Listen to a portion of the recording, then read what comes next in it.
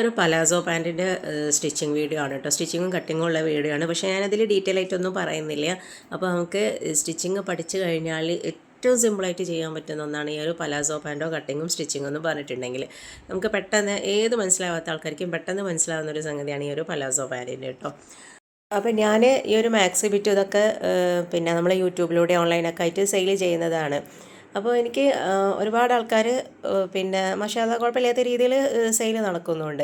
അപ്പോൾ കുറച്ച് മുൻപ് എനിക്കൊരു കസ്റ്റമർ വന്നിട്ടുണ്ടായിരുന്നു കേട്ടോ. അപ്പോൾ ആളെന്നോട് ഇത്ര മെറ്റീരിയൽ വേണം, പിന്നെ ഇന്ന സ്ഥലത്തേക്കാണ്, അപ്പോൾ എന്നോട് സെൻഡ് ചെയ്യാൻ പറഞ്ഞ് അങ്ങനെ ഞാൻ സെൻഡൊക്കെ ചെയ്ത് കൊടുത്തു കേട്ടോ. അങ്ങനെ കൊടുത്തു കഴിഞ്ഞതിന് ശേഷമാണ് പിന്നാണ് എന്നോട് ചോദിക്കുന്നത് പിന്നെ ഇത് നമുക്ക് വീട്ടിലെത്തുമോ, പിന്നെ അങ്ങനെ ഒരുപാട് സംശയങ്ങൾ. DTDC ആണോ, പ്രൊഫഷണൽ കൊറിയർ ആണോ, പോസ്റ്റ് ഓഫീസാണോ എന്നൊക്കെ അവർ ചോദിക്കുന്നത്.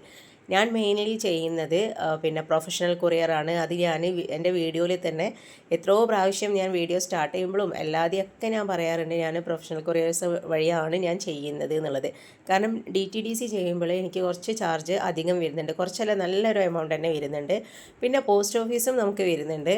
പോസ്റ്റ് ഓഫീസ് ഒരു 5 പീസൊക്കെ ആണെന്നുണ്ടെങ്കിൽ നമുക്കൊരു നോർമൽ ചാർജാണ് വരുന്നത്.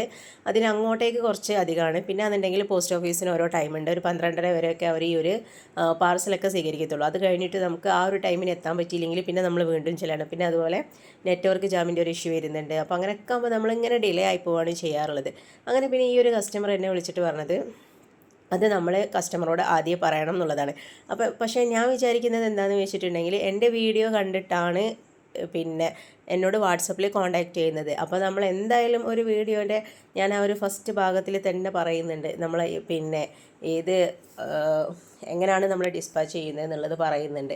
അപ്പം അതുപോലും കേൾക്കാതെ നമ്മളോട് വന്നിട്ടാണ് പിന്നെ ഈ ഒരു സംസാരമൊക്കെ.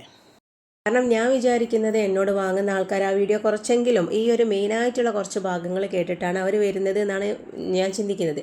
പിന്നെ നമ്മളോട് വന്നു കഴിഞ്ഞിട്ടുണ്ടെങ്കിൽ പിന്നെ കുറേ മെറ്റീരിയലിനെ പറ്റിയിട്ടും പിന്നെ റേറ്റും അതും ഇതൊക്കെ അവർ സംസാരിക്കും. പക്ഷേ ഈ ഒരു എങ്ങനെയാണ് നമ്മളിത് പിന്നെ അവർക്ക് അയച്ചു കൊടുക്കുന്നത് എന്നുള്ള കാര്യമൊന്നും അവർ ചോദിക്കില്ല. അപ്പം ഞാൻ വിചാരിക്കും അവർക്ക് പ്രൊഫഷണൽ കൊറിയർ അവർക്ക് അവിടെ കൊറിയർ സെൻറ്റർ ഉണ്ട്, അപ്പോൾ അവരങ്ങനെ ചെയ്യുന്ന ആളാണ് എന്നുള്ള ആ ഒരു ഇതിലാണ് ഞാൻ അവരോട് അങ്ങോട്ട് കയറി പറയാത്തത്. പക്ഷേ പിന്നെ നമ്മളോട് ദേഷ്യപ്പെടുന്നൊരു സിറ്റുവേഷനാണ് ഉള്ളത്. നിങ്ങൾക്ക് എങ്ങനെയാണോ സെൻഡ് ചെയ്തേണ്ടത് അത് നിങ്ങൾ ആദ്യം പറയണം, എന്നാലേ നമുക്കത് ചെയ്യാൻ പറ്റുള്ളൂ.